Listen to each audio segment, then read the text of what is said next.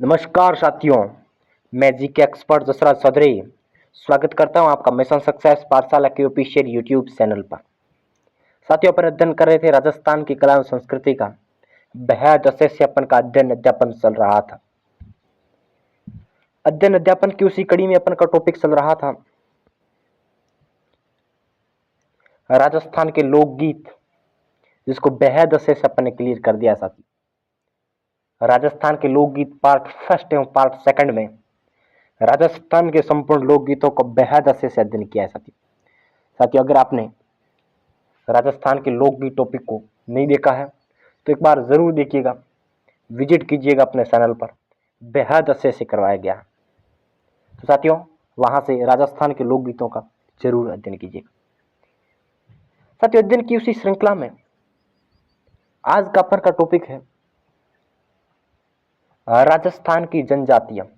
जी हाँ, राजस्थान की जनजातियां एवं उनकी ऐतिहासिक, सांस्कृतिक, भौगोलिक पृष्ठभूमि, रीति रिवाज, इन सभी को बेहद अच्छे से एक ही जगह पर सरल, सहज, स्पष्ट और सटीक भाषा में अध्ययन कर रहे हैं।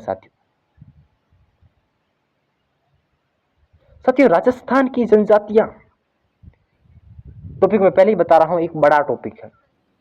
जी हाँ, किसी भी प्रतियोगी परीक्षाओं में आपको यहां से लगभग 2 प्रश्न जरूर देखने को मिलेंगे, क्योंकि एक वृहद टॉपिक है। राजस्थान में अलग अलग प्रकार की जनजातियां पाई जाती हैं, उन सभी का डिटेल के साथ अध्ययन करेंगे। साथ ही आप गली मोहल्ले में अपने फ्रेंड सर्किल के साथ शेयर करते हैं नहीं? मैंने कहा है साथियों, जरूर शेयर कीजिएगा, क्योंकि अपन बेहद अच्छे से सुव्यवस्थित तरीके से अध्ययन कर रहे हैं साथियों। क्योंकि राजस्थान की कला एवं संस्कृति को बेहद अच्छे से सुव्यवस्थित रूप से एक थ्योरीज के रूप में अपन अध्ययन कर रहे हैं साथियों। साथियों, अपन का मेन मोटिव क्या है? अध्ययन को एक सुव्यवस्थित तरीके से करना। एक बार अध्ययन अध्यापन करने के बाद आपको राजस्थान सामान्य ज्ञान को फिर बार बार अध्ययन न करना पड़े, इसलिए अपन सुव्यवस्थित रूप से अध्ययन कर रहे हैं साथियों। साथियों, याद रखना, अध्ययन किसी श्रृंखला पर अपन आगे बढ़ रहे हैं और आज अपन का टॉपिक है राजस्थान की जनजातियां। जी हाँ, तो आइए देखते हैं साथियों। साथियों देखिए, राजस्थान की जनजातियां। जी हाँ, कहा जाता है कि राजस्थान राज्य अपने आप में एक सांस्कृतिक धरोहर का प्रतीक रहा है। राजस्थान में अनेक प्रकार की जनजातियां जातियां निवास करती है, जो अपनी क्षेत्र विशेष की स्थानीय और क्षेत्रीय संस्कृति को समन्वय संरक्षित रखे हुए हैं। यही कारण है कि राजस्थान की संस्कृति, इस अबूझी राजस्थान की संस्कृति संपूर्ण भारत में प्रचलित है और अमिट साप छोड़ गई। साथी याद रखना, राजस्थान में अनेक प्रकार की जनजातियां और जातियां निवास करती हैं। मुख्यतः राजस्थान में कुल 12 प्रकार की जनजातियां निवास करती है साथियों। जी हाँ, राजस्थान में मुख्यतः 12 प्रकार की जनजातियां जातियां निवास करती है। कौन कौन सी है साथियों? देखिएगा, भील जनजाति। जी हाँ साथ याद रखना, राजस्थान की सबसे प्राचीन जनजाति है, राजस्थान की सबसे प्राचीनतम जनजाति है वो साथियों भील जनजाति है। उसके बाद मीणा जनजाति सर्वाधिक पाई जाती है राजस्थान में, अर्थात राजस्थान में सर्वाधिक पाई जाने वाली जनजाति मीणा जनजाति है। एवं सबसे शिक्षित एवं संपन्न जनजाति है वो भी मीणा जनजाति है साथियों। आगे की जनजाति है ग्रासिया जनजाति। जी हाँ, राजस्थान में, दक्षिणी राजस्थान में निवास करती हैं एवं जिसमें सर्वाधिक प्रेम विवाह होते हैं वो जनजाति साथियों याद रखना ग्रासिया जनजाति। साथ याद रखना सांसी और कंजर, जी हाँ सांसी और कंजर एक एससी है अर्थात अनुसूचित जाति है न कि जनजाति। जी हाँ सांसी और कंजर, सांसी जिसकी उत्पत्ति सांसमल से हुई है और कंजर जिसकी उत्पत्ति काननसार से हुई है, जिसका अर्थ जंगलों में विचरण करना होता है। और सांसी और कंजर ये एससी अर्थात अनुसूचित जाति है साथियों। आगे आती है साथियों कथोड़ी। जी हाँ कथोड़ी जनजाति और डामूर जनजाति, जिसकी दो विशेषताएं बड़ी प्रमुख विशेषताएं रही है। कहा जाता है कि यहां से एग्जाम में बार बार प्रश्न आता है। कथोड़ी जनजाति राजस्थान की वह जनजाति कथोड़ी जनजाति है जिसमें स्त्री और पुरुष दोनों समान रूप से शराब का सेवन करते हैं, अर्थात स्त्री और पुरुष दोनों समान रूप से शराब का सेवन करते हैं।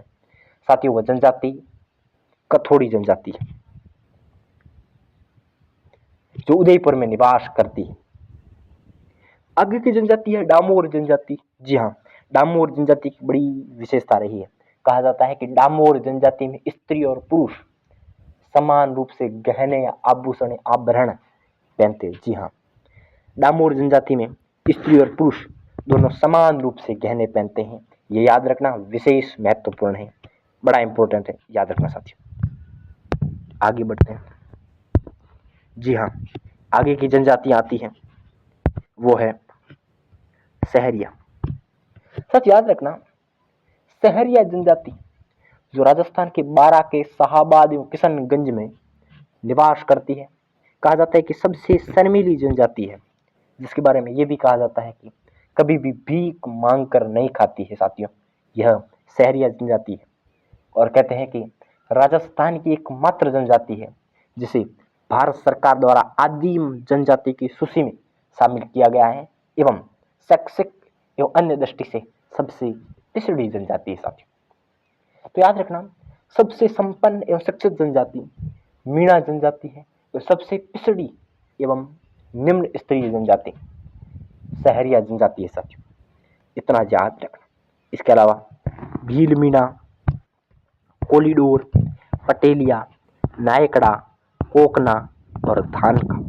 जी हाँ धान का, कोकना, नायकड़ा, पटेलिया, कोलिडोर, भील मीणा ये जनजातियां भी राजस्थान में निवास करती साथी। फिर बता रहा हूं यहां से भी प्रश्न बन सकता है और बना है कि निम्नलिखित में से कौन सी जनजाति राजस्थान में पाई जाती है एवं कौन सी नहीं पाई जाती है।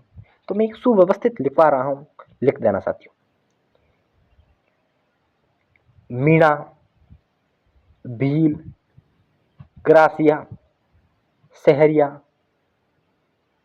डामोर, सांसी, कथोड़ी, कंजर, कोलिडोर, भील मीणा, नायकड़ा, पटेलिया, धानका, कोकना ये जनजातियां राजस्थान में निवास करने वाली जनजातियां हैं, जरूर याद रखना साथियों, क्योंकि अक्सर यहां से प्रश्न बने हैं साथियों, इसलिए मैंने आपको बताया।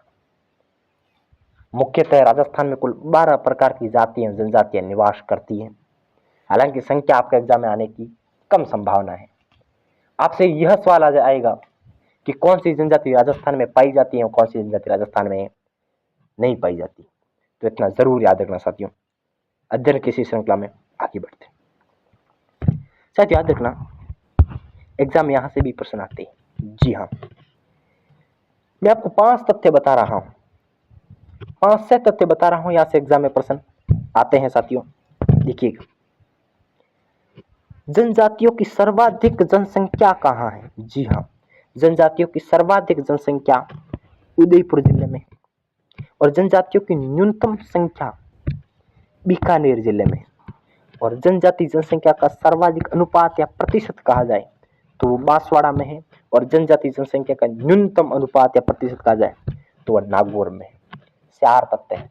राजस्थान में सर्वाधिक जनजाति जनसंख्या उदयपुर में, राजस्थान में न्यूनतम जनजाति जनसंख्या बीकानेर में, राजस्थान में सर्वाधिक जनजाति जनसंख्या का अनुपात या प्रतिशत बांसवाड़ा में है, और राजस्थान में न्यूनतम जनजाति जनसंख्या का प्रतिशत याद रखना नागौर में है। ये 4 तथ्य है, कंफ्यूज मत हो। अर्थात सर्वाधिक जनजाति जनसंख्या उदयपुर, न्यूनतम जनजाति जनसंख्या बीकानेर, सर्वाधिक जनजाति जनसंख्या का अनुपात या प्रतिशत बांसवाड़ा, न्यूनतम जनजाति जनसंख्या का अनुपात या प्रतिशत नागौर। जी हाँ साथियों, ये 4 तथ्य याद रखें। 2 फैक्ट बता रहा हूं और बार बार एग्जाम में आते हैं।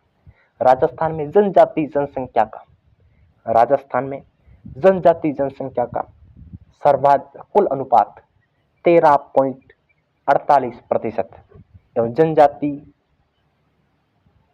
जनसंख्या का कुल अनुपात 13.48 और जाति जनसंख्या का कुल अनुपात या प्रतिशत 17.25। फिर बता रहा हूं, बार बार एग्जाम में आते हैं। जनजाति जनसंख्या का कुल अनुपात या प्रतिशत 13.48, जाति जनसंख्या का कुल अनुपात या प्रतिशत 17.80।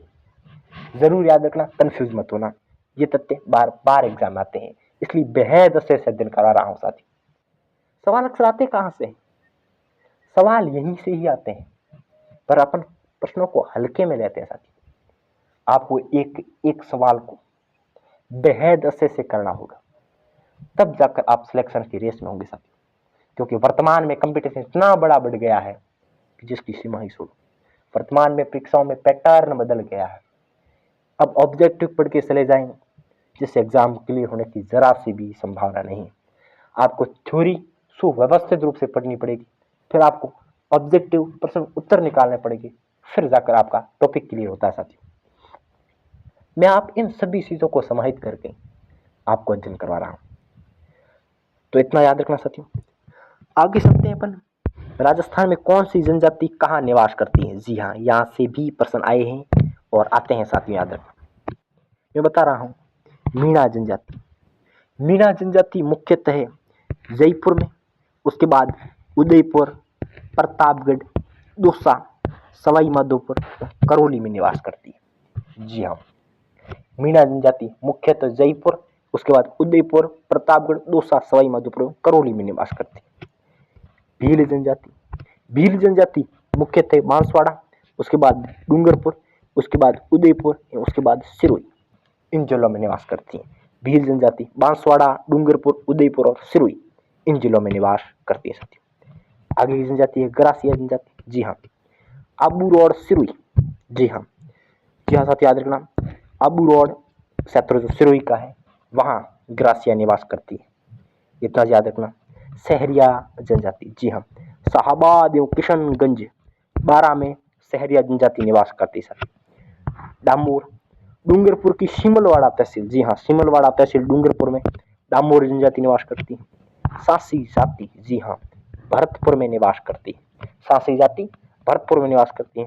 कथोड़ी जाति झाड़ोल, कोटड़ा, उदयपुर में निवास करती है।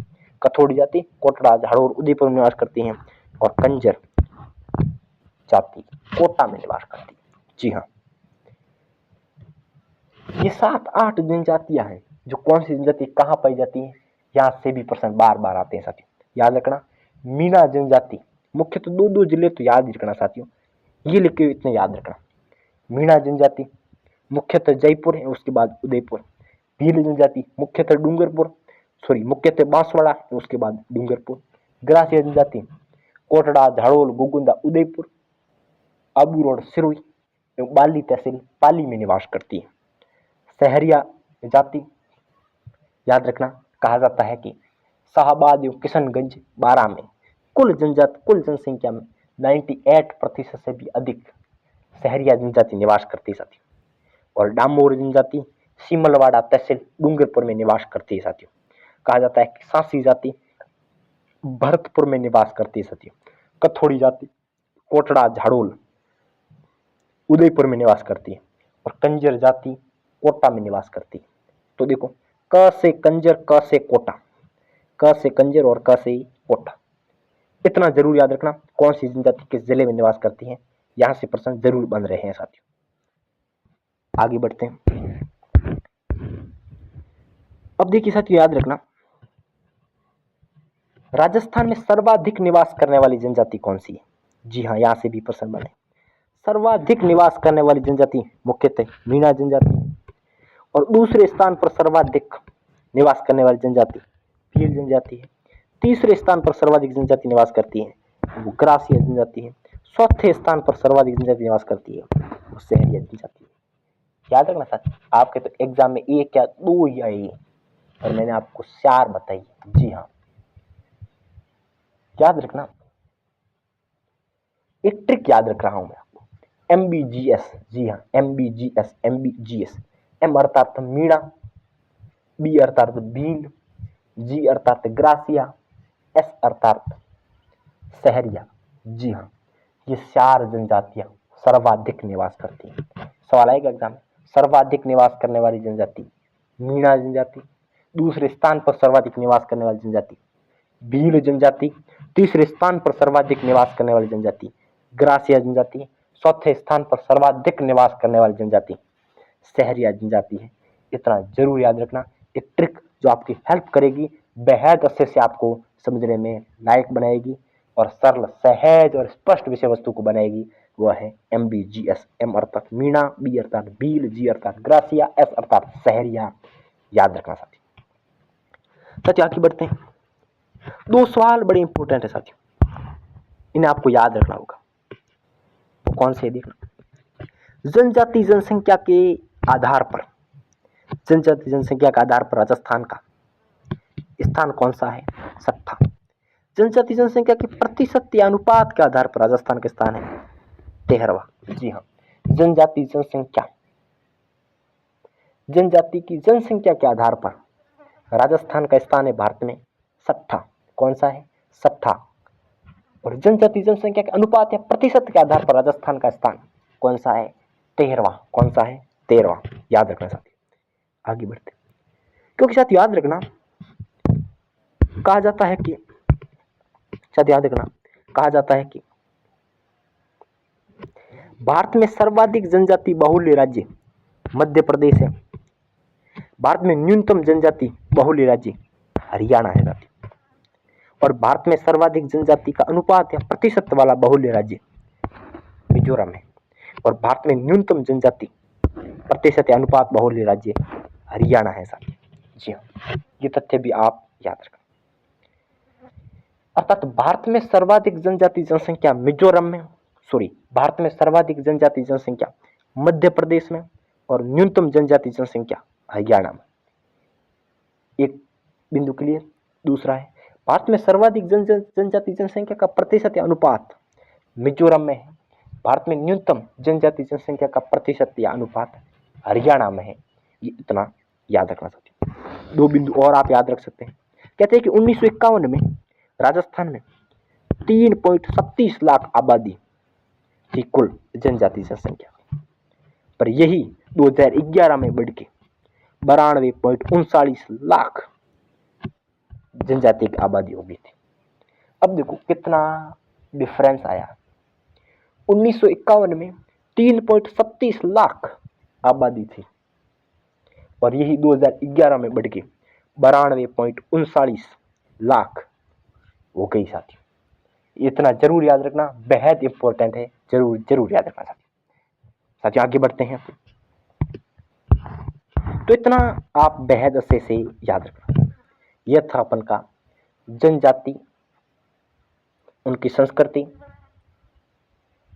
उनकी पृष्ठभूमि का अर्थ, प्रकृति, विस्तार अर्थात सामान्य परिचय।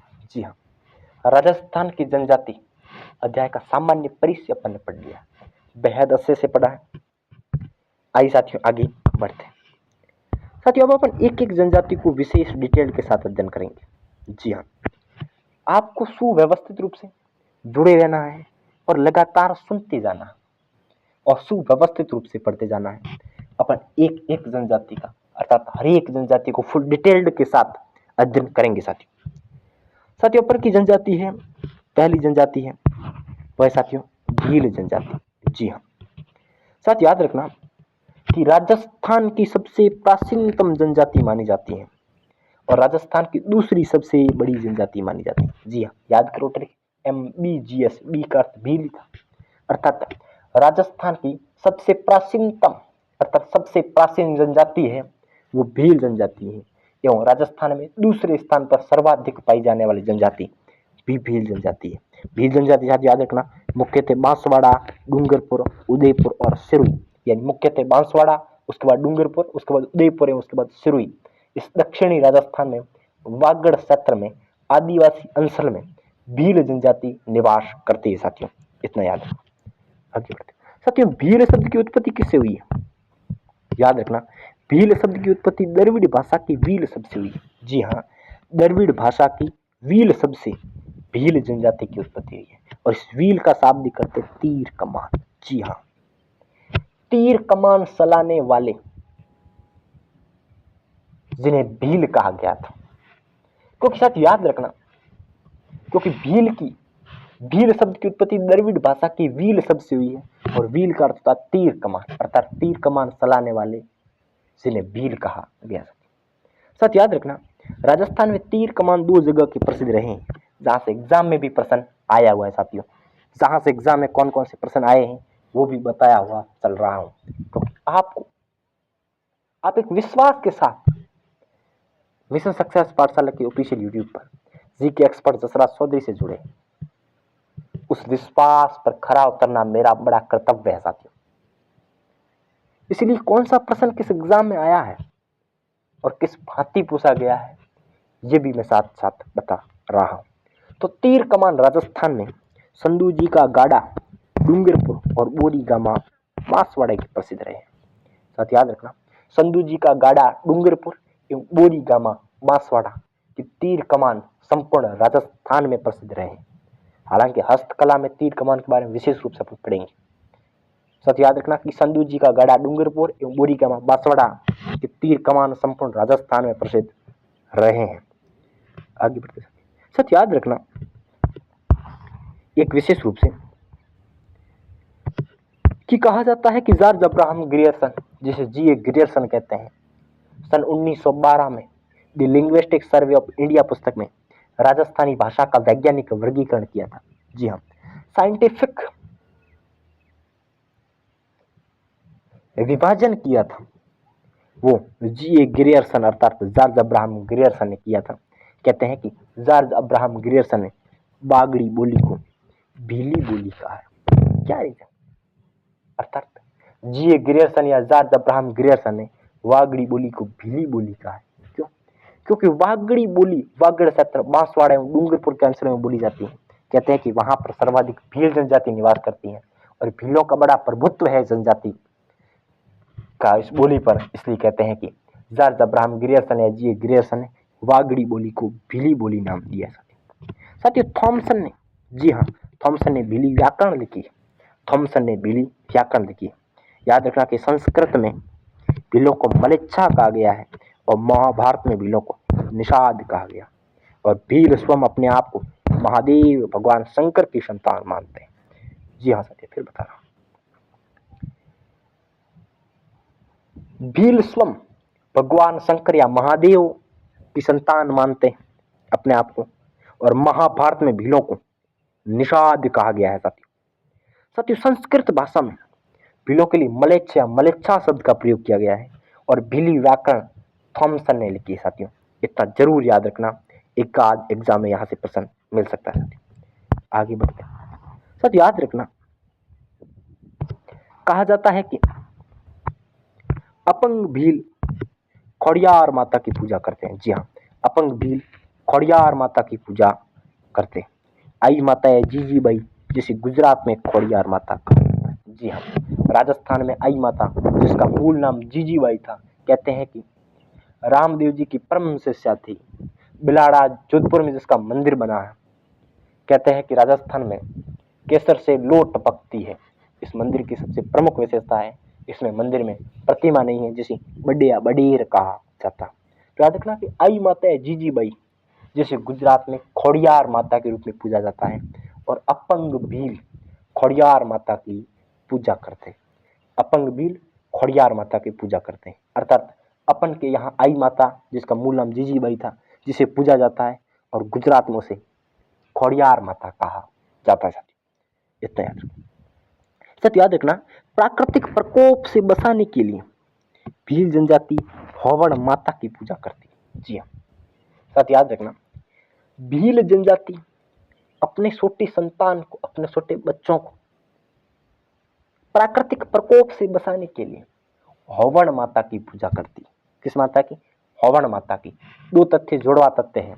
अपंग भील खौड़ियार माता की पूजा करते हैं और भील जनजाति प्राकृतिक प्रकोप से बचने के लिए, साथ ही याद रखना, हवन माता की पूजा करते हैं। भील जनजाति में एक संयुक्त परिवार की प्रथा प्रचलित है। परिवार का मुख्य पिता होती है। जी हाँ, कहा जाता है कि यह विशेषता आपको अधिकांश जनजातियों में मिलेगी, पर कुछ जनजातियां इसकी अपवाद भी है, जिसका भी अपन अध्ययन करें। सब याद रखना, भील जनजाति में संयुक्त परिवार की प्रथा पाई जाती है, अर्थात सभी मिलजुल कर रहते हैं। और दूसरी है कि भील जनजाति में परिवार की प्रथा पितृसत्तात्मक है, अर्थात परिवार का मुख्य पिता होता है। साथियों आगे बढ़ते हैं। सर याद रखना, भील जनजाति में याद रखना, भील जनजाति में नाता और मीणा में नात्रा पाई जाती है। कैसे? भीलों में नाता और मीणों में नात्रा पाई जाती है, ये एक प्रथा है। जी हाँ, कैसे? सच याद रखना, कहा जाता है कि भील जनजाति में भील पुरुष स्त्री को त्याग नहीं सकता, बल्कि भील स्त्री भील पुरुष को त्याग सकती है। यह विशेष फैक्ट याद रखना। जी हाँ, भील पुरुष अपनी पत्नी को नहीं त्याग सकता, बल्कि पत्नी अपने पुरुष को त्याग सकती है। इतना जरूर याद रखना। कहा जाता है कि सेड़ा फाड़ना भीलों में एक पुनर्विवाह की प्रथा है। सेड़ा फाड़ना भीलों में एक पुनर्विवाह की प्रथा है। ये भीलों में सबसे अधिक पाई जाती है। आपको एग्जाम में पूछ ले, सेड़ा फाड़ना क्या है? भील जनजाति में एक पुनर्विवाह की प्रथा है, अर्थात ये सर्वाधिक भील जनजाति में पाई जाती है। कहा जाता है कि भील जनजाति में भील पुरुष स्त्री को नहीं त्याग सकता, पर भील स्त्री भील पुरुष को त्याग सकती है। ये इतना ध्यान रखना। जी हाँ, प्रत्येक जनजाति के अपने अपने नियम होते हैं, जो पारंपरिक नियम है और चलते रहते हैं। जी हाँ, कहते हैं कि भील जनजाति में विधवा विवाह प्रचलित है, पर विधवा विवाह की एक शर्त है। कहा जाता है कि यदि छोटे भाई की पत्नी है, उसकी मृत्यु हो गई है, तो उसके बड़े भाई की पत्नी नहीं बन सकती। पर कहा जाता है कि यदि बड़े भाई की पत्नी है और उसके पति की मृत्यु हो गई है, तो छोटा भाई उसके पति के रूप में स्वीकार कर लिया जाता है। ऐसा कहा जाता है भील जनजाति। अर्थात भील जनजाति में विधवा विवाह की परंपरा तो प्रचलित है, पर एक विशेष शर्त पर होती है। ये क्या शर्त है, मैंने आपको बता दी। आगे बढ़ते हैं। ये थी भील जनजाति का परिचय।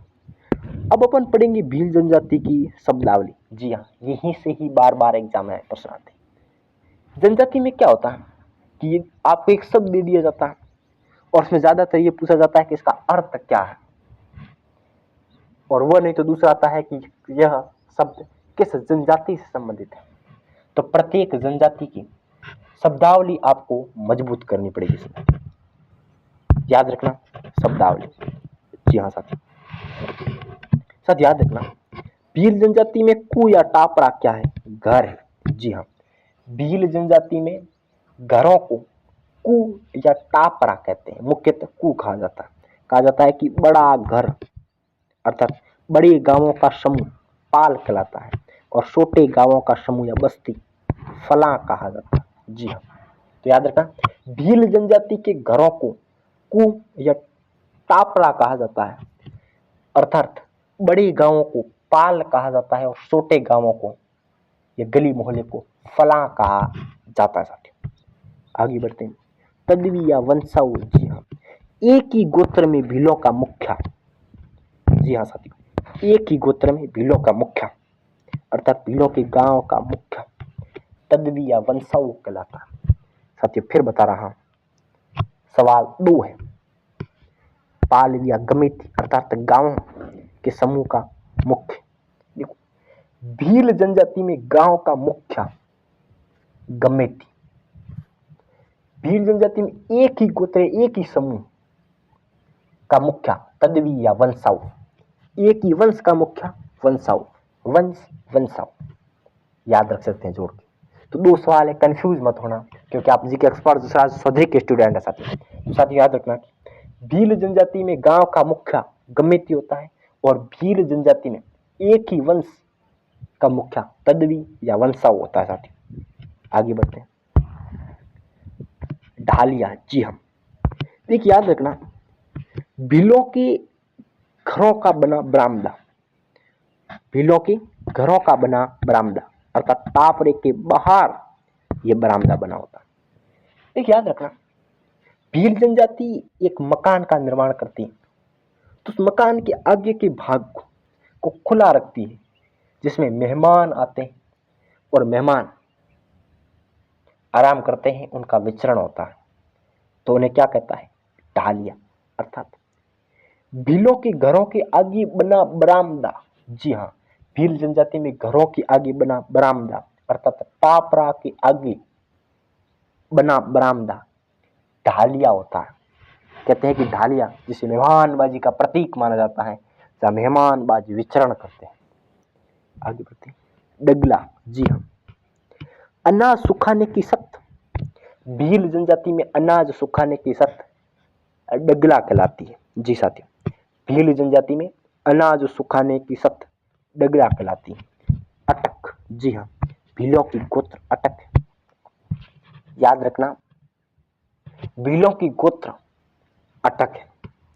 बोलावा, जी हाँ, मार्गदर्शन करने वाला भीलों का सबसे मुख्य व्यक्ति बोलावा कहलाता है। जी हाँ, अर्थात संपूर्ण भील जनजाति का मार्गदर्शन करने वाला व्यक्ति जो उनका मार्गदर्शक होता है, उसे निर्देशन देता है, अर्थात उनके कहे अनुसार उनका अनुकरण करते हुए भील जनजाति कार्य करती है, उसे भील जनजाति में बोलावा कहते हैं, उस व्यक्ति को बोलावा कहते हैं। अटक भीलों की गोत्र है साथियों, इतना याद रखना। आगे बढ़ते। फायरे, फायरे, जी हाँ साथ याद रखना प्रत्येक जनजाति के अलग अलग रण घोष है या उद्घोष है, और इन रण घोष या उद्घोषों का प्रयोग वह समय समय पर संकट आने पर करती है। साथ याद रखना कहा जाता है कि भील जनजाति का उद्घोष या रणघोष जो संकट के समय भील जनजाति प्रयोग करती है वो फायरे फायरे है, अर्थात फायरे फायरे आवाज के साथ भील जनजाति के संपूर्ण लोग इकट्ठे हो जाते हैं। तो याद रखना कि भील जनजाति का उद्घोष या रणघोष फायरे फायरे है, बल्कि मीणा जनजाति का रणघोष या उद्घोष जो संकट के समय याद करते हैं वो किलमारी या किलकारी है साथियों। आगे बढ़ते साथियों, फायरे फायरे याद आया तभी एक जुड़वा शब्द फतेह फतेह भी है। जी हाँ, राजस्थान में जसनाती संप्रदाय के जाट सिद्धों द्वारा फतेह फतेह के उद्घोष के साथ, जिसमें रुस्तम जी को याद किया जाता है, रुस्तम जी लालनाथ सवाईनाथ और शौखानाथ, रुस्तम जी लालनाथ सवाईनाथ और शौखानाथ जिनके परम शिष्य रहे, और अग्नि नृत्य ददिप्ति भी अंगारों पर नृत्य करते समय यह उद्घोष किया जाता है। कहते हैं कि मत्तीरा फोड़ना व हल सलाने की क्रियाएं विशेष रूप से इसमें होती है साथियों। तो फायरे फायरे भील जनजाति का रणघोष या उद्घोष है साथियों, इतना जरूर याद रखो। आगे बढ़ते हैं। टीका, जी हाँ, आपने मेवाड़ में महाराणा प्रताप का नाम सुना होगा, तब भी आप पढ़ते हैं। भील जनजाति का छोटा बच्चा टीका कहते हैं, और महाराणा प्रताप के बचपन का नाम भी टीका था, याद रखें। इसी कारण कहा जाता है कि भील जनजाति महाराणा प्रताप को अपने वंश से जोड़ती है। हालांकि सिसोदिया राजवंश में महाराणा प्रताप जन्मे थे, एक राजपूत के बेहतर उच्च स्तरीय घराने से आते थे। हालांकि याद रखना भील जनजाति ये मानती है, अब किस स्तर तक सच्चाई है वो तो इतिहास ही जाने। आइए याद रखना, आपको याद रखना है कि भील जनजाति में अपने छोटे बच्चे को कीका कहा जाता है, और महाराणा प्रताप के बचपन का नाम भी कीका था। भोमट मेवाड़ में भीलों का सत्र है। जी हाँ, मेवाड़ में भीलों का निवास स्थान भोमट कहलाता है। डाहाल, जी हाँ, भील जनजाति में सबसे बुढ़ा व्यक्ति, भील जनजाति में सबसे बुढ़ा व्यक्ति जिसे डाहाल कहा जाता है। डाहाल अर्थात भील जनजाति में सबसे बूढ़ा व्यक्ति डाहाल होता है साथियों। आगे बढ़ते हैं। पाखरिया, जी हाँ, भील जनजाति में भील पुरुष यदि कोई सैनिक का घोड़ा मार के चला आ जाता है तो उसे बहादुर समझा जाता है और उसे पाखरिया कहते हैं। अर्थात भील पुरुष घोड़े पर सवार होकर सैनिक के घोड़े को मार देता है तो उसे पाखरिया कहा जाता है। जी हाँ साथियों, आगे बढ़ते हैं। आगे का शब्दावली है डाम। जी हाँ, भील जनजाति में रोग उपचार की एक पद्धति है डाम। जी हाँ, याद रखना डाम क्या है, फिर बता रहा हूं डाम क्या है। भील जनजाति में रोग उपचार की पद्धति है डाम, जिसमें कहा जाता है कि ये एक प्राकृतिक उपचार की पद्धति है। आगे बढ़ते साथ याद रखना, राजस्थान में डूंगरपुर, बांसवाड़ा एवं उदयपुर, जी हाँ डूंगरपुर, बांसवाड़ा एवं उदयपुर में कहा जाता है कि झुमिंग कृषि, जिसे स्थानीय भाषा में वालरा कहते हैं, वो प्रचलित है। और साथ याद रखना ये खेती आदिवासी अंचल में की जाती है और इसके बारे में विशेष रूप से इतना याद रखना कि झुमिंग या वालरा जिसे यदि पहाड़ी भाग में किया जाए तो उसे शिमाता कहते हैं और मैदानी भाग में की जाए तो उसे दजिया कहते हैं। जी हाँ, राजस्थान के आदिवासी अंचल डूंगरपुर, बांसवाड़ा एवं उदयपुर में की जाने वाली झुमिंग कृषि का प्रकार जिसे वालरा कहा गया है, याद रखना इसे कृतन दहन की कृषि कहते हैं। पढ़ेंगे अपन राजस्थान की कृषि में बहुत बेहतर स्तर से। तो याद रखना कि यदि वालरा को पहाड़ी भाग में की जाए तो इसे शिमाता कहते हैं और मैदानी भाग में की जाए तो दजिया कहते हैं। अब कौन सी मैदान में की जाती है और कौन सी पहाड़ी में की जाती है आप कंफ्यूज होंगे, पर कंफ्यूज मत होना, इसके लिए सहायता करेगा आपका ट्रिक शिमाता। शिमाता में माता सबसे पार, अर्थात माता को तो अपन उच्च स्थान देते हैं, उस स्थान पर बिठाते हैं। तो पहाड़ है या मैदान, उस स्थान पर तो याद रखना पहाड़ है।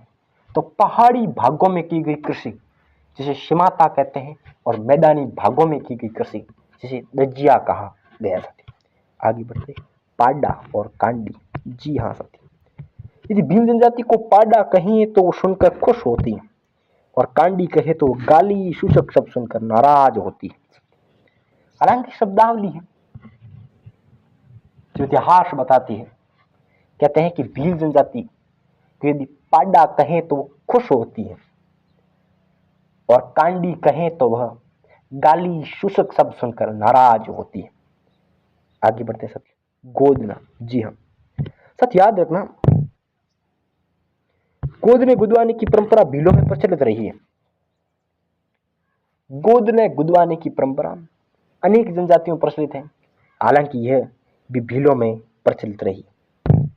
आगे बढ़ते हैं, भागोरिया। जी हाँ साथ याद रखना, अपने पढ़ा था राजस्थान के लोक नृत्य, तब भी मैंने आपको बताया था कि राजस्थान में मेवाड़ अंचल में भील जनजाति द्वारा होली के अवसर पर खेला गया त्योहार भागोरिया है। और भागोरिया वह त्योहार है जिसमें भील जनजाति अपना जीवन साथी सुनते हैं। एग्जाम में आया हुआ है, फिर आएगा प्रश्न इस भांति आया कि भील जनजाति जिस त्योहार में अपना जीवन साथी सुनती है वह है भागोरिया। होली के अवसर पर भील जनजाति भागोरिया खेलती है और भागोरिया ही वह त्योहार है जिस पर भील जनजाति अपना जीवन साथी सुनती है। आगे बढ़ते, गांड से जिसे जोगी कहा गया है। जी हाँ, गांड से या जोगी कहा जाता है कि भील जनजाति में भीलों में मृत्यु के बाद संस्कारों को संपन्न करवाकर दान दक्षिणा देना जोगी या गांड से कहा जाता है। जी हाँ, तो भील जनजाति में जोगी या गांड से क्या है तो याद रखना, भील जनजाति में भीलों में मृत्यु हो जाने पर,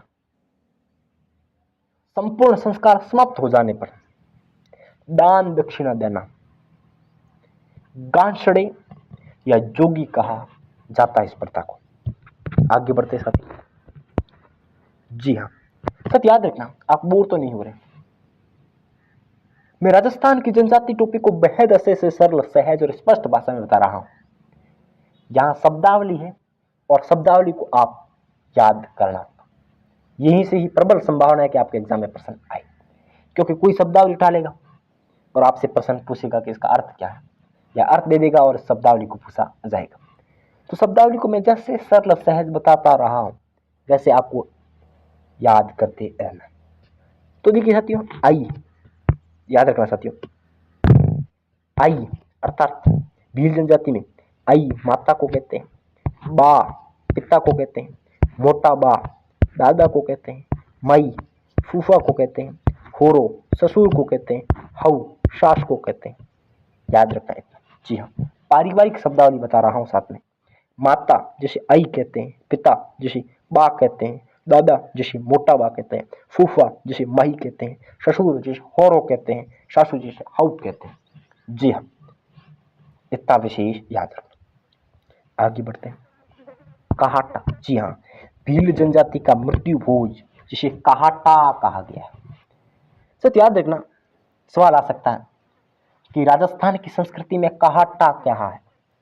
भील जनजाति में मृत्यु भोज की प्रथा प्रचलित है जिसे भीलों में कहाटा कहा गया है।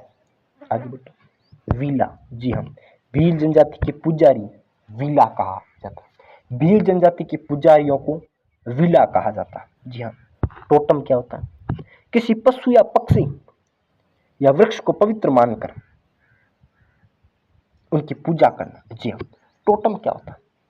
किसी पशु पक्षी या वृक्ष को पवित्र मानकर भील जनजाति में उसका पूजा करना, जिसे टोटम कहा गया है। भराड़ी, जी हाँ, भीलों की कुल देवी भराड़ी है। भीलों की कुल देवी भराड़ी है। कहा जाता है कि विवाह के अवसर पर दीवारों पर अनेक चित्र बनाए जाते हैं जिन्हें भराड़ी कहा गया। जी हाँ साथियों, विवाह के अवसर पर दीवारों पर अनेक चित्र बनाए जाते हैं जिन्हें भराड़ी कहते हैं। हालांकि भीलों की कुल देवी भराड़ी है। यहाँ से भी प्रश्न एग्जाम में आया हुआ है। साथियों, एग्जाम में प्रश्न को इस बात ही आया कि राजस्थान में भील जनजाति के पुजारी किसी कुल देवी मानते हैं तो वो भराड़ी है। और होली के अवसर पर एवं विवाह के अवसर पर, मुख्यतः विवाह के अवसर पर, साथ याद रखना कि दीवारों पर इनके चित्र भी चित्रित करते हैं। इतना बेहद अच्छे से याद रखना। आगे बढ़ते हैं। साथ याद रखना, कर्नल जेम्स टॉड जिन्होंने भीलों को वन पुत्र कहा है, थॉमसन ने गुजराती कहा है, गौरीशंकर यन ओझा ने आदिवासी अनार्य बताया है, रोने ने अपनी पुस्तक the world trade off India में मारवाड़ की निवासी बताया। जी हाँ, कर्नल जेम्स टॉड इन्हें वनपुत्र कहते हैं, थॉमसन इन्हें गुजराती कहते हैं, गौरीशंकर ओझा इन्हें आदिवासी अनार्य बताते हैं, रोने जिसकी प्रसिद्ध पुस्तक the world trade off India में भीलों को मारवाड़ निवासी बताया। हालांकि आपको इतना ही याद रखना कि भील जनजाति मुख्यतः बांसवाड़ा, डूंगरपुर, उदयपुर और सिरोही, मुख्यतः बांसवाड़ा और डूंगरपुर में निवास करती है। दक्षिणी राजस्थान, वागड़ अंसर आदिवासी क्षेत्र में जनजाति निवास करती है। इतना बेहद अच्छे से याद रखना। आगे बढ़ते हैं सत्य याद रखना, नात्रा प्रथा मैंने आपको बताया था, नाता मीणाओं में और नात्रा भीलों में। जी हाँ, विधवा स्त्री का पुनर्विवाह नात्रा। जी हाँ, आपको एग्जाम में प्रश्न पूछ ले कि नाता मीणाओं में और नात्रा भीलों में एक पुनर्विवाह की प्रथा है जिसमें विधवा स्त्री का पुनर्विवाह किया जाता है। दापा क्या है? एक वधु मूल्य है। कहते हैं कि भगाकर लाई गई लड़की के पिता या यदि उस विवाह हुआ है तो उसके पति को वर्तमान में जो भगाकर ले गया है लड़का, वह राशि चुकाता, जिसे क्या कहता है? दापा। जी हाँ, एग्जाम में प्रश्न इस प्रकार भी आया हुआ है कि दापा क्या है? दापा एक वधु मूल्य है। कहते हैं कि एक लड़का जो लड़की को भगा कर लेकर जाता है तो उसके पिता, और अगर उसका विवाह हो गया है पहले, तो उसके पति को वधु मूल्य अर्थात राशि चुकाई जाती है, जिसे दापा कहते हैं। और वधु मूल्य ही भील जनजाति में दापा है। आगे बढ़ते हैं। हाथी वेड़ू। जी हाँ सच याद रखना, भील जनजाति में किसी प्राकृतिक स्रोत अर्थात वृक्ष जैसे पीपल, सागवान आदि को साक्षी एवं पवित्र मानकर अपना जीवन साथी सुनते हैं, जिसमें लड़का हरज और लड़की लाडी कहा जाता। जी हाँ, हाथी वेड़ो क्या है? भील जनजाति में प्राकृतिक स्रोत जिसमें वृक्ष, पीपल, सागवान, नीम आदि को पवित्र या अपना जीवन साथी सुनते हैं, इन्हें मानकर जिनमें लड़का हर्ज और लड़की लाड़ी कहलाती है, और परंपरा भील जनजाति में हाथी वेड़ो है साथी। आगे बढ़ते हमसीड़ो, हमेल और हलमा। जी हाँ, कंफ्यूज मत होना। ह से हाथी वेड़ो, ह से हमेल, ह से हलमा। जी और ह से हमेल। जी ह से हाथी वेड़ो अर्थात भील जनजाति प्राकृतिक वृक्ष, पीपल, नीम, सागवान आदि को पवित्र मानकर जीवन साथी सुनती है, जिसमें लड़का हर्ज और लड़की लाड़ी कहलाती है, वह है हाथी वेड़ो। ह से दूसरा आता है हमसीड़ो। मेवाड़ सत्र में, खासकर उत्तरी मेवाड़ में भील जनजाति में स्त्री और पुरुष मिलकर के अर्थात भीलों का युगल गीत है, उनको गाते हैं, जिसे याद रखना हमसीड़ो कहते हैं। ये 4th ग्रेड एग्जाम में आया हुआ है, उत्तरी मेवाड़ का प्रसिद्ध है। यानी भील जनजाति में स्त्री और पुरुषों का युगल गीत कहलाता है, जो मेवाड़ के खासकर साथ याद रखना, नोट लगा के उत्तरी मेवाड़ में किया जाता है, वो हमसीड़ो है। आगे आता है हमेल। भील जनजाति में एक आभूषण है। जी हाँ, भील जनजाति की महिलाएं गले में जिस आभूषण को धारण करती हैं, कहते हैं कि यह चांदी का बड़ा भारी आभूषण होता है, जिसे हमेल कहा गया है। हलमा क्या है? जी हाँ, आदिवासियों में एक सामुदायिक सहयोग की प्रथा रही। जी हाँ, राजस्थान में किसी एक दूसरे का सहयोग करना, सपोर्ट करना और उसे उस सहयोग तक ले जाना की परंपरा बहुत प्राचीन से ही प्रचलित रही है। कहा जाता है कि आदिवासी अर्थात आदिवासियों में सहयोग की सामुदायिक संस्था बनाई गई थी, एक प्रथा के रूप में थी, जिसे हलमा कहा गया। इतना बेहद से याद रखना साथी आगे बढ़ते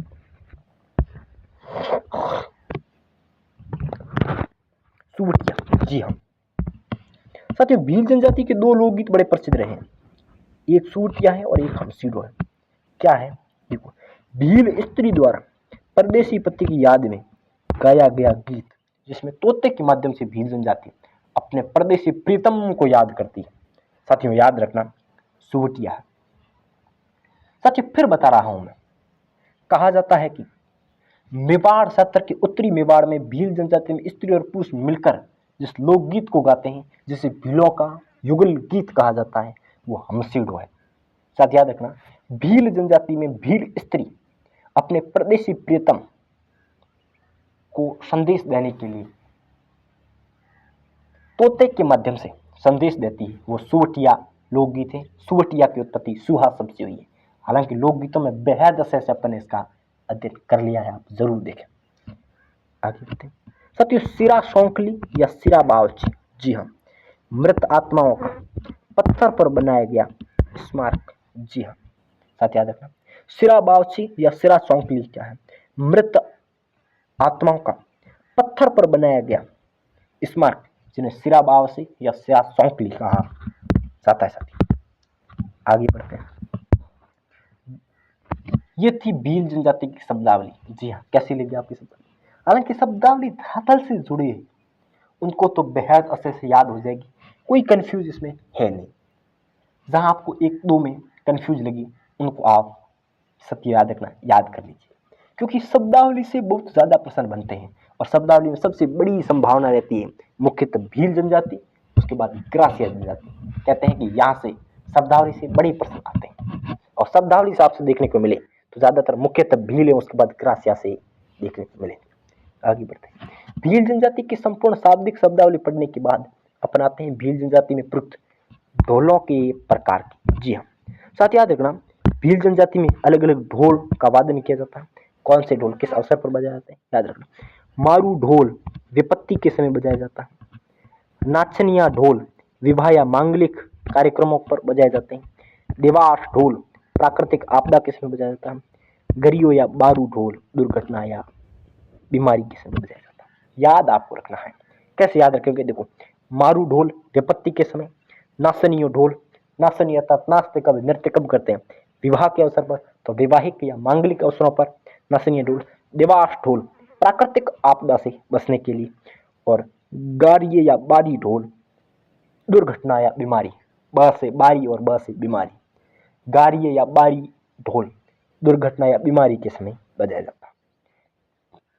बहुत इंपॉर्टेंट है, आया हुआ है, मारू ढोल विपत्ति के समय बजाया जाता है।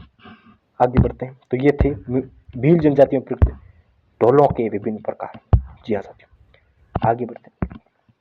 साथियों, भील जनजाति में अनेक मेले भी पड़ते हैं, आपको पता होगा। कौन कौन से मेले हैं देखिएगा, महत्वपूर्ण मेलों का अध्ययन करते हैं। जी हाँ साथियों, एक एक मेलों को बेहतर पढ़ते हैं। बैणेश्वर धाम, देखिए याद रखना, नवाटोपुरा आसपुर तहसील डूंगरपुर में बैणेश्वर मेला पड़ता है। जी हाँ, नवाटोपुरा आसपुर तहसील डूंगरपुर में बैणेश्वर मेला बढ़ता है साथियों। इतना बेहद अच्छे से याद रखना। साथियों याद रखना, बैणेश्वर धाम में लगा शिवलिंग जो 5 जगह से खंडित है और विश्व का एकमात्र शिवलिंग, जहाँ खंडित शिवलिंग की पूजा की जाती है, 5 जगह से खंडित है। हालांकि खंडित शिवलिंग की पूजा करना बड़ा अशुभ माना गया है, पर यहाँ की जाती है। देखिए बड़ी श्रद्धा है, याद रखना बैणेश्वर धाम। साथ याद रखना, मुख्यतः मही, उसके बाद सोम एवं जाखम, इन तीनों नदियों का त्रिवेणी संगम होता है। जी हाँ, मुख्यतः मही जो कहा जाता है कि मेहंद झील अमरूरू धार मध्य प्रदेश से निकलती है, उसके बारे में यह कहा जाता है कि उसके बाद सोम बिच्छामेड़ा उदयपुर से निकलती है और जाखम सोटी सादड़ी प्रतापगढ़ से निकलती है। इन तीनों नदियों का मुख्यतः मही, उसके बाद सोम एवं जाखम, इन तीनों नदियों का त्रिवेणी संगम राजस्थान में अगर कहीं होता है तो इतना बेहद अच्छे से याद रखना, वह है साथियों नवाटोपुरा आसपुर तहसील डूंगरपुर, वहां पर बैणेश्वर मेला भरता है। इतना बेहद अच्छे से याद रखना साथियों, क्योंकि यहाँ से प्रश्न आते हैं। हालांकि राजस्थान के भूगोल में बेहद अच्छे से अपन इसका अध्ययन करेंगे। आगे बढ़ते हैं साथियों, बैणेश्वर धाम में मेला कब भरता है? माघ पूर्णिमा को। जी हाँ, माघ पूर्णिमा को बैणेश्वर धाम में मेला भरता है। आगे बढ़ते हैं, बैणेश्वर धाम के उपनाम बहुत बड़े प्रसिद्ध है। आदिवासियों का कुंभ कहते हैं, भीलों का कुंभ कहते हैं, वागड़ या बागड़ का कुंभ कहते हैं और मृत आत्माओं का मुक्ति स्थल कहते हैं। सर क्या कारण है कि बैणेश्वर को मृत आत्माओं का मुक्ति स्थल कहते हैं? क्योंकि कहा जाता है कि अटल बिहारी वाजपेयी की अस्थियों का विसर्जन जहां किया गया था साथियों, वह बैणेश्वर धाम ही था। अर्थात मही सोम एवं जाखम नदियों के त्रिवेणी संगम पर अटल बिहारी वाजपेयी की अस्थियों का विसर्जन किया गया था, जिस कारण मृत आत्माओं का मुक्ति स्थल राजस्थान में कहा जाता है और जिसे वागड़ का कुंभ कहा जाता है, भीलों का कुंभ कहते हैं, आदिवासियों का सबसे पवित्र स्थान है, आदिवासियों का कुंभ कहा जाता है। याद रखना वह बैणेश्वर धाम है साथियों, इतना जरूर याद रखना। ये है बैणेश्वर धाम का माघ पूर्णिमा को मेला पड़ता है साथियों। आगे बढ़ते हैं, याद रखना घोटिया अम्बा। जी हाँ साथियों, घोटिया अम्बा का मेला बागी दोरा बांसवाड़ा में भरता है। चैत्र अमावस्या को यहाँ पर मेला पड़ता है, जहाँ घोटेश्वर शिवलिंग को पूजा जाता है। याद रखना साथ, याद रखना घोटिया अम्बा का मेला बागी दोरा बांसवाड़ा में भरता है। घ से घोटिया और घ से घोटेश्वर शिवलिंग, अर्थात घोटेश्वर शिवलिंग की पूजा की जाती है। चैत्र अमावस्या को मेला भरता है। साथियों अपन ने अध्ययन किया था लोक देवता पाबू जी का, बेहद अच्छे से अपन अध्ययन किया था।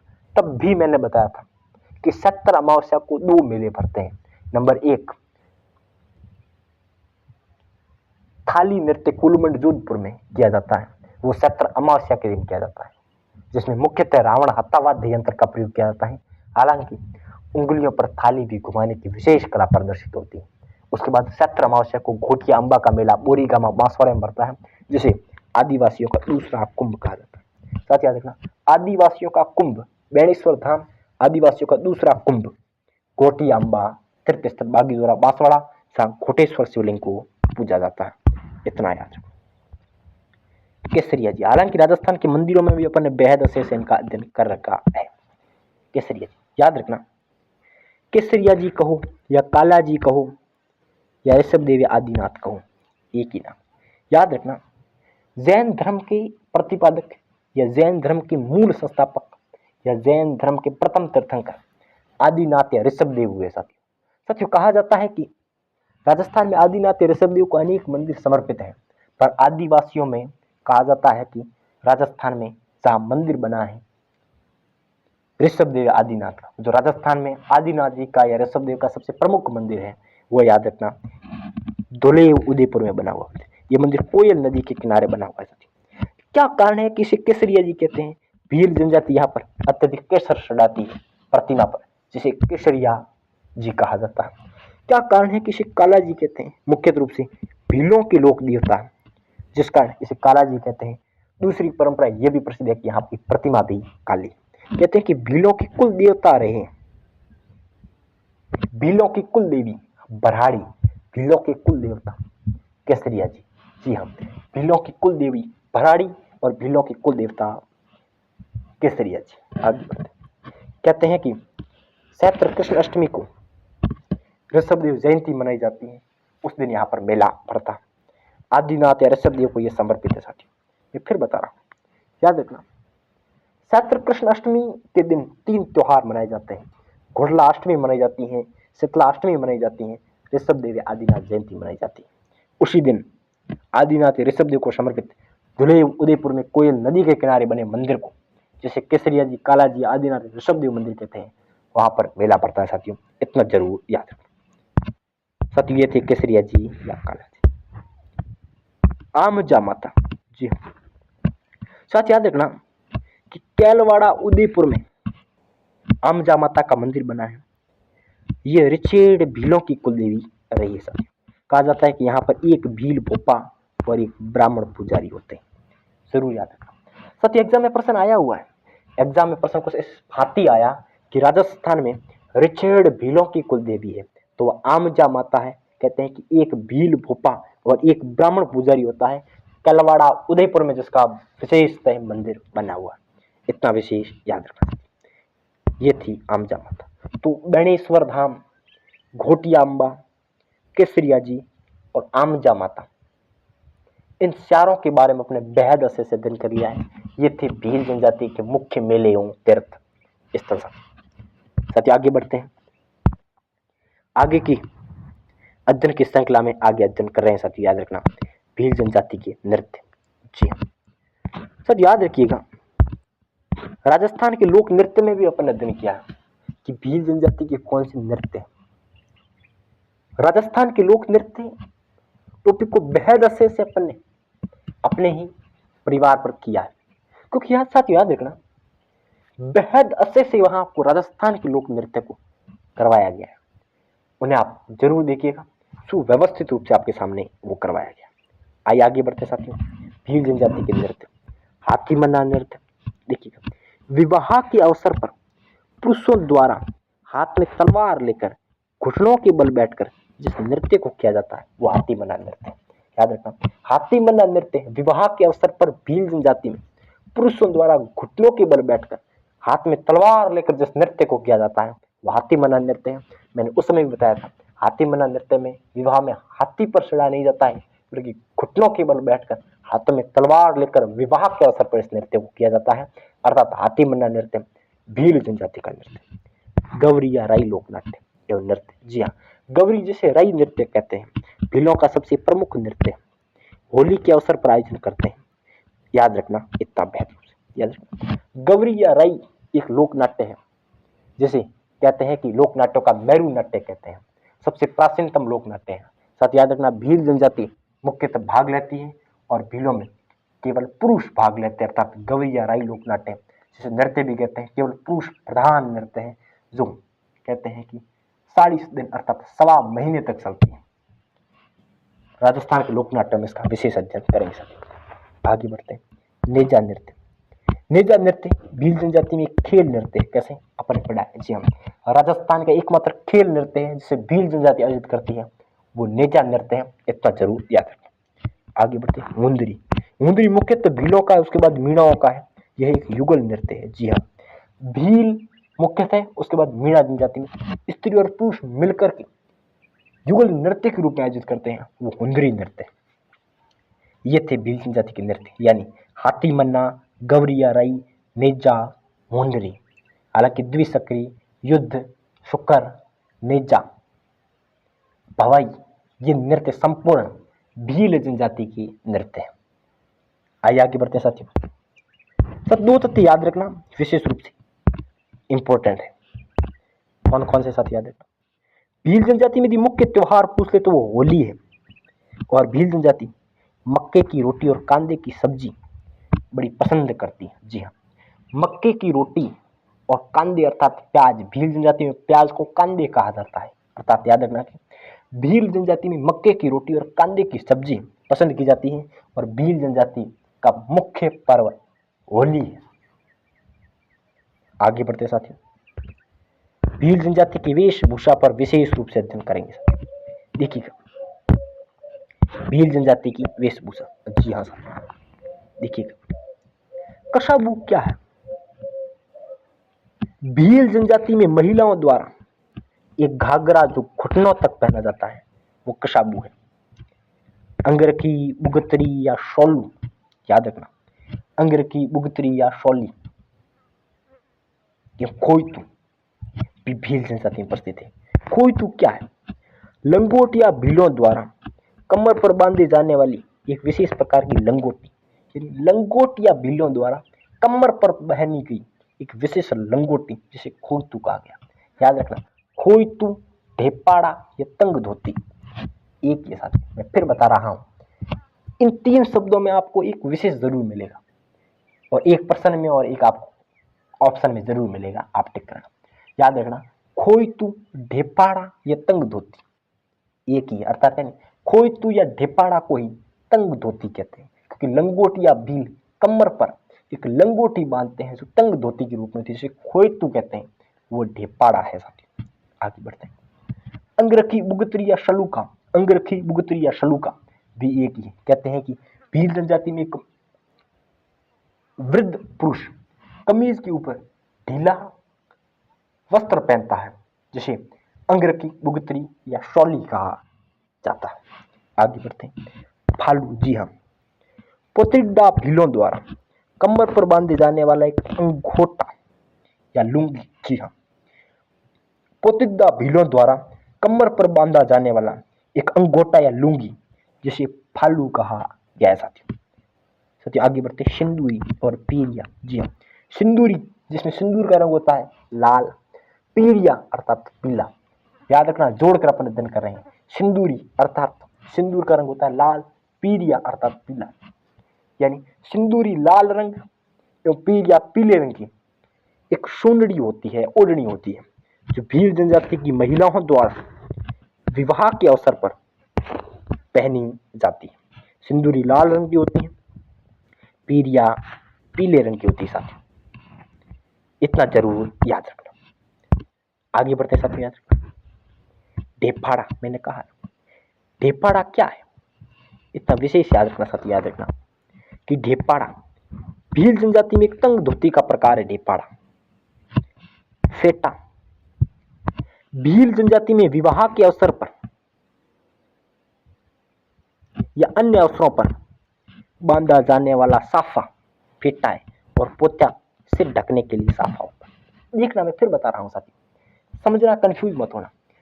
फेटा और पोत्या दोनों साफे के प्रकार हैं और भील जनजाति में प्रयुक्त होते हैं। फेटा अर्थात विशेष अवसरों पर बांधा जाता है और पोत्या जन सामान्य में प्रतिदिन सिर को ढकने के लिए, सिर सुरक्षित रहे उनके लिए होता है वो पोत्या। आगे बढ़ते, नांदेड़। याद रखना, नांदेड़ा कला भीलवाड़ा की प्रसिद्ध रही है, जहाँ की भोडल की सफाई भी प्रसिद्ध है साथियों। भोडल की सफाई और नांदेड़ा कला भीलवाड़ा की प्रसिद्ध है। नांदेड़ा क्या है? आदिवासी महिलाओं के घाघरे का प्रकार है। जी हाँ, नांदेड़ा क्या है? आदिवासी महिलाओं के घाघरे का प्रकार है और नांदेड़ा कला एवं भोडल कला प्रदेश में भीलवाड़ा की बड़ी प्रसिद्ध रही है साथियों, इतना जरूर याद रखना। आगे बढ़ते हैं, भील जनजाति में ओढ़नियां भी बड़ी प्रसिद्ध रही है। कौन कौन सी ओढ़नियां हैं? देखिए साथियों, ओढ़नियां हैं। ओढ़नी क्या होती है? ओढ़नी भील स्त्री में महिलाओं का वस्त्र होता है साथियों। याद रखना, कैरी भात की ओढ़नी जिसमें कैरी भात की आकृतियां बनी होती है, ज्वार भात की ओढ़नी जिसमें ज्वार भात की आकृतियां बनी होती हैं, लहर भात की ओढ़नी जिसमें लहर भात की आकृतियां बनी होती हैं, अर्थात JKL। तीनों जुड़वा अक्षर है। जे 10 पर, के 11 पर, L 12 पर, अर्थात JKL।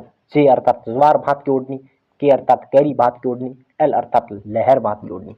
इन JKL ओढ़नियों को भील जनजाति में महिलाएं ओढ़ती हैं जिसमें जे अर्थात ज्वार भात की ओढ़नी, जिसमें कहा जाता है कि ज्वार की आकृतियां होती हैं। के अर्थात कैरी भात की ओढ़नी, अर्थात जिसमें कैरी की आकृतियां बनी होती हैं। एल अर्थात लहर भात की ओढ़नी, जिसमें अनेक प्रकार की डिजाइन की भी लहरें प्रयुक्त होती हैं। साथ याद रखना परिजनी क्या होती है। प से परिजनी और प से पीतल, जी साथियों, और प से पैर। जी हाँ, भील जनजाति में भील महिलाओं द्वारा, साथ याद रखना, भील जनजाति में भील महिलाओं पर के द्वारा पीतल की बनी विशेष आभूषण जिन्हें पैरों में पहना जाता है वो परिजनी है। प से पीतल, प से पैर, प से परिजनी, अर्थात परिजनी पैर में पहनी जाती है, पीतल की होती है, भील स्त्रियों द्वारा पहनी जाती है। ये विशेष याद रखना साथियों। तो ये थी भील जनजाति की वेशभूषा। यानी भील जनजाति की वेशभूषा को भी अपने बेहद अच्छे से अध्ययन कर लिया साथियों। साथियों आगे बढ़ते हैं, विवाह के प्रकार। जी हाँ साथियों, साथ याद रखना भील जनजाति जिसके में विवाह होते हैं, कौन कौन से विवाह होते हैं, आइए इन्हें अध्ययन करते हैं साथियों। साथियों भील जनजाति में मुख्य रूप से 4 विवाह के प्रकार हैं। हट विवाह, अर्थात लड़का व लड़की भागकर शादी करते हैं। लड़का व लड़की हट पूर्वक भागकर शादी करते हैं, उसे हट विवाह कहते हैं। सेवा विवाह कहते हैं कि लड़का लड़की के घर चला जाता है, उसके माता पिता की सेवा करता है, उसके बाद उसके पिता उसकी शादी कर देते हैं, उसे सेवा विवाह। अर्थात भील जनजाति में विवाह का वह प्रकार जिसमें लड़का लड़की के घर चला जाता है एवं विवाह हेतु उसके संपूर्ण परिवार की सेवा करता है, फिर पिता उसकी लड़की के साथ विवाह कर देता है, उसे सेवा विवाह कहते हैं। हरण विवाह, लड़की का हरण करके ले जाता है लड़का और फिर विवाह करते हैं, वो हरण विवाह। इसमें लड़का लड़की को भगा कर शादी करता और बाद में उसे लड़की के पिता को दापा अर्थात वधु मूल्य देता है। दापा क्या है आपने पढ़ा है, जरूर आपने समझा होगा।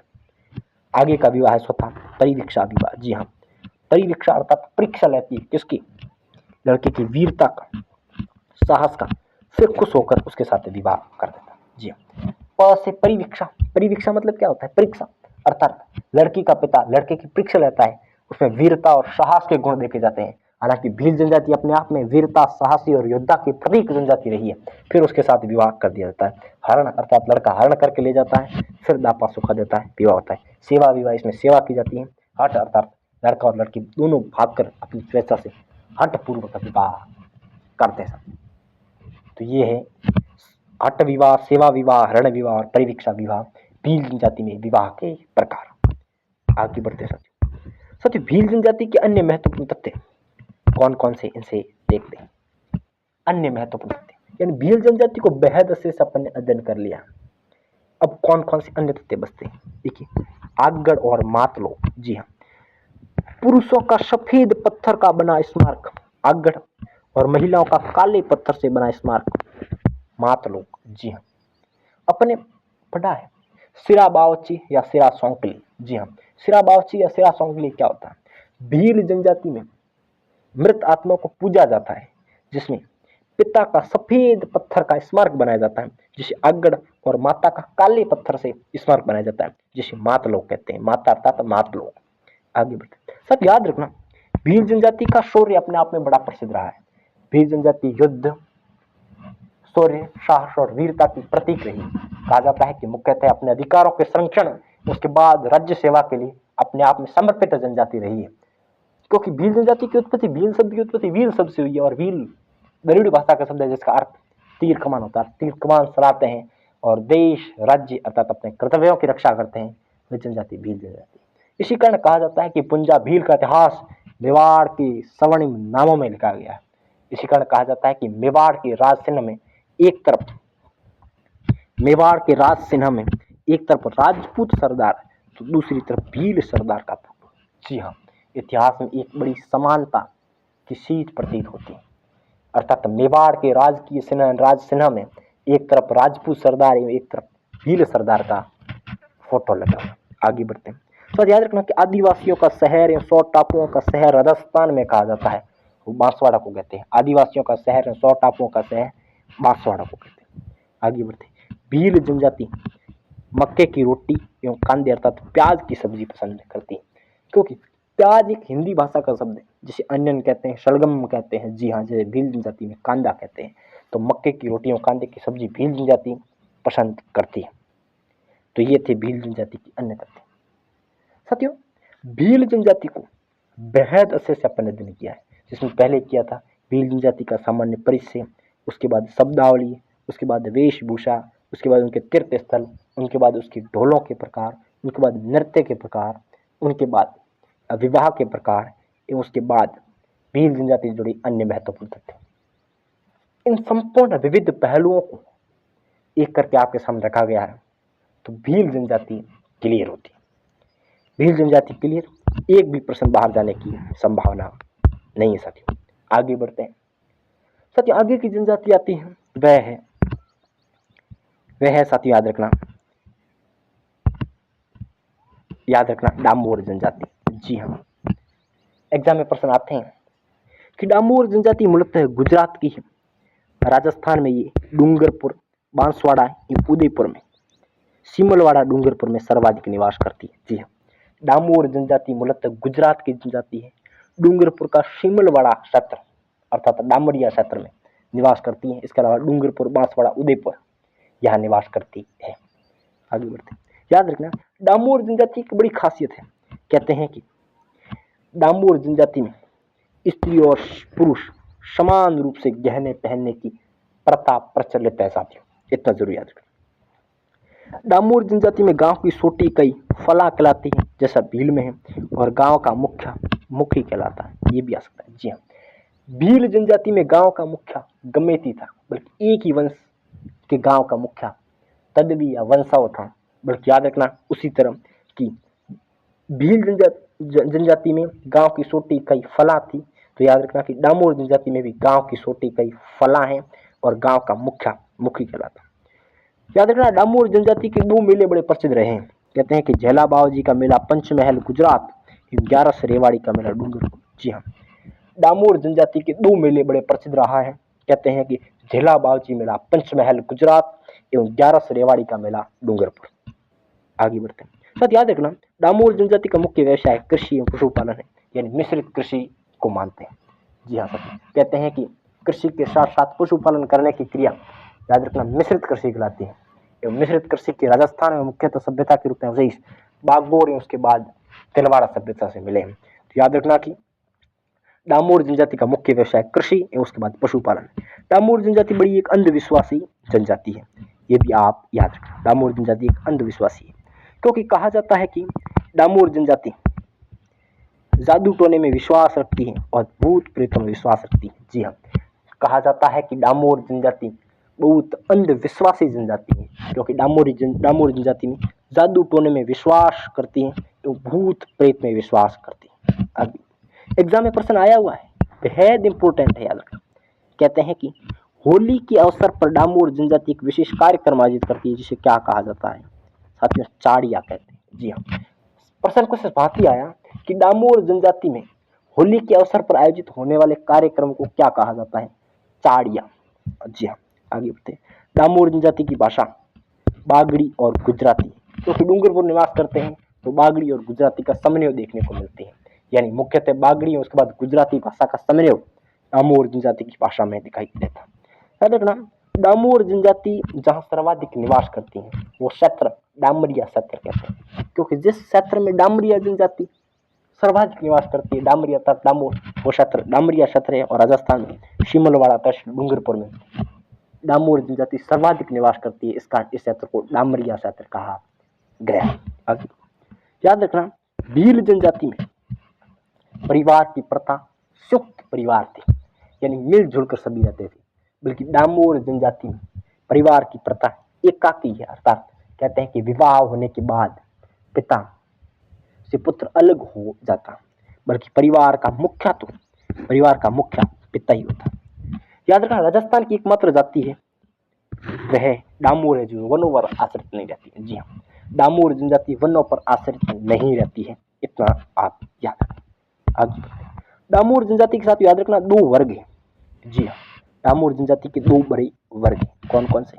दो वर्ग हैं, उच्च डामोर एवं निम्न डामोर। जी हाँ, निम्न डामोर उच्च डामोर से और उच्च डामोर निम्न डामोर से विवाह नहीं करते हैं साथी। याद रखना, डामोर जनजाति के 2 वर्ग है, उच्च डामोर एवं निम्न डामोर। निम्न डामोर उच्च डामोर से, उच्च डामोर निम्न डामोर से विवाह नहीं करते हैं। आगे बढ़ते हैं। तलाक, नातरा, विधवा विवाह प्रचलित है। तलाक, नातरा, विधवा विवाह ये प्रचलित रहे। कहा जाता है कि डामोर जनजाति में एक बड़ी प्रथा है कि डामोर जनजाति में स्त्रियों को जीवन साथी चुनने की स्वतंत्रता नहीं होती है और डामोर जनजाति में झगड़ों का निपटारा पंचायत करती है। और डामरिया डामोर लोगों को कहते हैं। जी हाँ, डामरिया डामोर लोगों को कहते हैं। और डामोर जनजाति में झगड़ों का निवारण पंचायत द्वारा होता है। ये थी डामोर जनजाति। कुछ विविध पहलू है साथ। वो विविध पहलू ये है कि डामोर जनजाति सिमलवाड़ा तहसील डूंगरपुर में निवास करती है।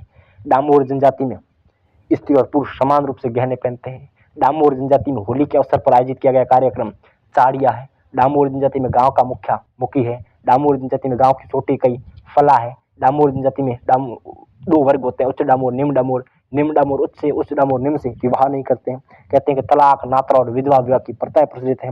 डामोर जनजाति एकमात्र राजस्थान की ऐसी जनजाति है जो वनों पर आश्रित नहीं है। डामोर जनजाति में डामरिया क्षेत्र, जहाँ डामोर जनजाति सघन निवास करती है उसे कहते हैं, और सिमलवाड़ा तहसील निवास करती है वो डामरिया क्षेत्र है। कहते हैं कि वागड़ी और गुजराती बोली का समन्वय है वो डामोर जनजाति में है। डामोर जनजाति में डामरिया डामोर लोगों को कहते हैं और डामोर जनजाति में झगड़ों का निवारण पंचायत द्वारा होता है। ये ऐसे विविध पहलू है, इनका फिर मैंने रिवीजन करवा दिया है, बेहद अच्छे से याद रखना चाहिए। ये थी आपकी डामोर जनजाति। तो अपन ने भील जनजाति का अध्ययन किया, फिर डामोर जनजाति का अध्ययन किया, बेहद अच्छे से अध्ययन किया है साथियों। डामोर जनजाति और भील जनजाति में कुछ समानता है तो कुछ विभिन्नताएं भी है। जी हाँ, कहते हैं कि भील जनजाति में परिवार का मुख्य पिता होता है तो डामोर जनजाति में परिवार का मुख्य पिता होता है। पर भील जनजाति में परिवार एक संयुक्त परिवार प्रस्थित है, बल्कि यह एक बड़ी विभिन्नता है कि डामोर जनजाति में एकल परिवार होता है। कहते हैं कि विवाह के बाद पिता से पुत्र अलग हो जाता। डामोर जनजाति में बहुत अंधविश्वासी है, जादू टोने भूत प्रेतों में विश्वास करती है। तो ये थी डामोर जनजाति। आगे बढ़ते हैं साथियों, देखिएगा रेबारी जाति। जी हाँ, कई बार यहां से भी प्रश्न आपको देखने को मिल सकते हैं। जी हाँ, अपन का टारगेट क्या है? राजस्थान की जनजातियां एवं जातियों को सुव्यवस्थित रूप से अध्ययन करना। एक भी प्रश्न आपका बसे नहीं। इसी उपलक्ष्य में अपन की जाति है वह है रेबारी जाति। जी हाँ, सच याद रखना, रेबारी जाति मूलतः मारवाड़ में निवास करती है, जिसे रायका या रायका कहते हैं। आराध्य देवता जिसकी पाबूजी कहते हैं कि पाबूजी से ऊँटों का देवता कहते हैं। मारवाड़ में सर्वप्रथम ऊँट लाने का कार्य पाबूजी को ही है और परंपरागत रूप से ऊँट पालक जाति रेबारी रही। याद रखना, रास्ता साथ याद रखना, पवाड़ी माठ वाद्य यंत्र के तहत रेबारी जाति गाती है और पवाड़ी बाबूजी की यशोगान को कहते हैं। तो देखिएगा सत याद रखना, रेबारी मूलतः मारवाड़ की निवासी है, जिसे रायका या रायका एवं देवासी कहा जाता है। मुख्यतः इसका व्यवसाय ऊंट पालन एवं उसके बाद पशुपालन है। कहते हैं कि मारू एवं मालधारी इसके प्रकार है। इसका एक अन्य प्रकार गुजरात में भी है, यानी गुजरात में भी निवास करती है। साथ याद रखना, रेबारी जाति पाबूजी को अपना आराध्य देवता मानते हैं एवं पाबूजी की परम भक्त रही है। कहते हैं कि माठ वाद्य यंत्र के साथ रेबारी जाति पाबूजी की पवाड़े गाती है और पवाड़े पाबूजी की वीर आख्यानों को कहते हैं, यशोगानों को कहते हैं। साथ याद रखना कि मारवाड़ में सर्वप्रथम ऊंट लाने का श्रेय पाबूजी को दिया जाता है और कहते हैं कि ऊंटों के देवता कहते हैं, प्लेग रक्षक देवता कहते हैं, हाड़ फाड़ के देवता कहते हैं, वो पाबूजी को कहते हैं। पढ़ेंगे राजस्थान के लोग देवताओं में बेहद अच्छे से। याद रखना कि ऊंट पालक जाति रेबारी है और ऊंट बीमार हो जाने पर, ये ऊंटनी बहाने पर कहते हैं कि बाबूजी की पड़ दिलाती है, वो रेबारी जाती है। बाबूजी की पड़ रावण हत्या वाद्य यंत्र के साथ कहते हैं कि नायक या थोरी एवं भील जाति की भूपी बाजते हैं। इतना बेहद अच्छे से याद रखना। ये थी भील, डामोर एवं रेबारी जाति। तो देखिए साथियों, आज अपन ने अध्ययन किया था राजस्थान की जनजाति, अर्थ एवं सामान्य परिचय। उसके बाद अपन ने जनजातियां पढ़ना अध्ययन किया था, बेहद अच्छे से भील जनजाति पढ़ी, उसके बाद डामोर जनजाति पढ़ी, एवं उसके बाद रेबारी जाति पढ़ी। सुव्यवस्थित रूप से अपन ने राजस्थान की जनजातियां पार्ट फर्स्ट भाग प्रथम का अध्ययन किया। बेहद अच्छे से सुव्यवस्थित तरीके से सरल, सहज और स्पष्ट भाषा में मैंने आपको समझाने का प्रयास किया है। अतएव मैं आपकी इसी आशा पर खरा जरूर उतरूंगा आगे भी। तो आज के लिए इतना ही। मैं जीके एक्सपर्ट दशरथ चौधरी स्वागत करता हूं आपका मिशन सक्सेस पाठशाला की ऑफिशियल यूट्यूब चैनल पर। तो साथियों, एक बार फिर पुनः आपका आभार, धन्यवाद साथियों।